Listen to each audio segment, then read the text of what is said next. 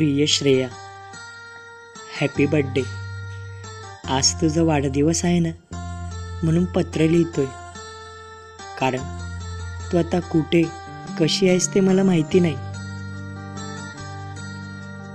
तुला माहिती मी तुझ्यासाठी गेल्या 5 वर्षांपासून तुला पत्र लिहितोय, पण मला एकही पत्राचा रिप्लाय नाही आला अजून.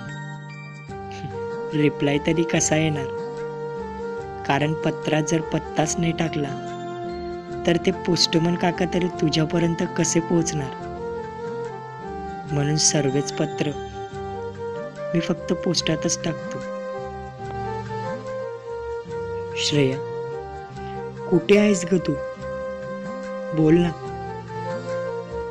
तुला शोधण्याचा खूप प्रयत्न करतोय, पण अजूनही तुझ्या घराचा पत्ताच कोणी नीट सांगत नाही. तू अशी अचानक निघून जायला नको होतीस ग. हां, त्यावेळेस माझे काय चुकले याचे कारण अद्याप मला समजले नाही. खरंच प्रेमात पडणं खूप सोपं असतं, पण त्या प्रेमाच्या मैदानातून बाहेर निघणं खूप कठीण.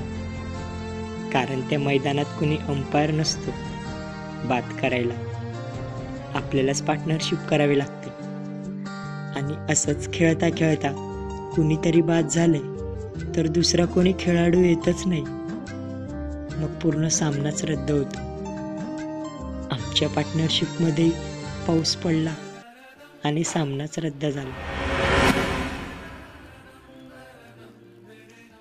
मित्रांनो, वेल माहिती आहे? वेलीला जसा आधार भेटला की ती मान टाकते, तसेच मुलींचेही असते. जिकडे ज्या मुलाचा आधार भेटला तिकडे त्या माना टाकतात. आपण जर ऑनलाईन राहून एक दिवस मेसेज नाही केला तर त्यांना वाटते की याचं दुसऱ्या कोणासोबत तरी प्रेम असावं, म्हणून आपल्याला मेसेज नाही करत. पण त्यांना कोण सांगेल हा वेडा तुझाच फोटो आणि तुझाच स्टेटस बघत असतो. हां, पण सर्वच मुली तशा नसतात.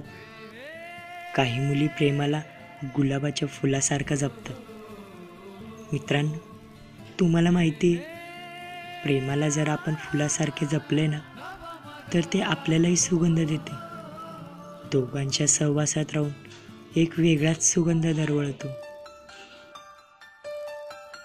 श्रेया, तू मला कायम सांगायची ना की माझा वाढदिवस आपण कॅन्डल लाईटमध्ये साजरा करूया, पण तशी वेळच आली नाही. कदाचित आपले प्रेम हे देवालाही मान्य नसावे, म्हणून तू मला सोडून गेलीस. आणि हो, तू गेल्यानंतर मला काही दिवसातच व्हॉट्सअप आणि फेसबुकलाही ब्लॉक केलंस. म्हणजे तुझा DP आणि स्टेटस ही मला दिसतच नाही. आणि आता फक्त तुझ्या आठवणीत जगतोय. पण मी आता ठरवलंय, मी खूप मोठा बिझनेसमॅन होणार आणि माझं नाव टॉप 20च्या बिझनेसमॅनमध्ये येणार. तेव्हा तुला माझी आठवण नक्की येईल, पण तेव्हा थोडं उलटं असेल. आता तुझा मोबाईल नंबर बदललाय, तेव्हा माझाच बदलेल. तेव्हा आठवतील तुला मागचे दिवस. अगं, विसरणं खूप सोपे आहे, पण आठवण आल्यावर जो त्रास होतो ना तो खूप कठीण असतो ग. अगं, तू सोडून गेल्यावर जीव देण्याचाही खूप प्रयत्न केला, पण पुन्हा मागे फिरलो. म्हटलं, एका व्यक्तीमुळे मी माझे जीवन का संपवून घेऊ? माझे आई बाबा मित्र आहेत ना माझ्यावर प्रेम करायला. घेतील ना ते माझी काळजी. का मी तुझ्यावरच प्रेम करायचं? का तुझीच काळजी घ्यायची? आता मी ठरवलंय, मी माझ्या आईबाबांवरच प्रेम करणार आणि माझ्या आयुष्याची पार्टनरशिप त्यांच्यासोबतच करणार.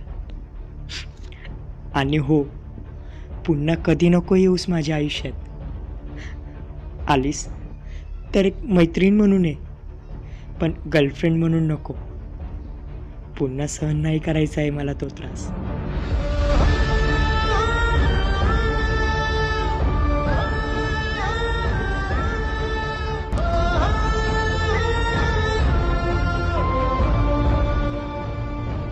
आता एका नव्याने सुरुवात करेन, पण प्रेम मात्र नाही करणार.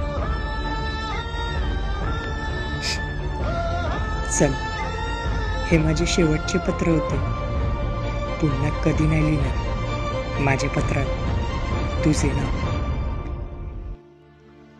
चल, पुन्हा एकदा तुला वाढदिवसाच्या खूप खूप शुभेच्छा. तुझाच मित्र प्रसाद.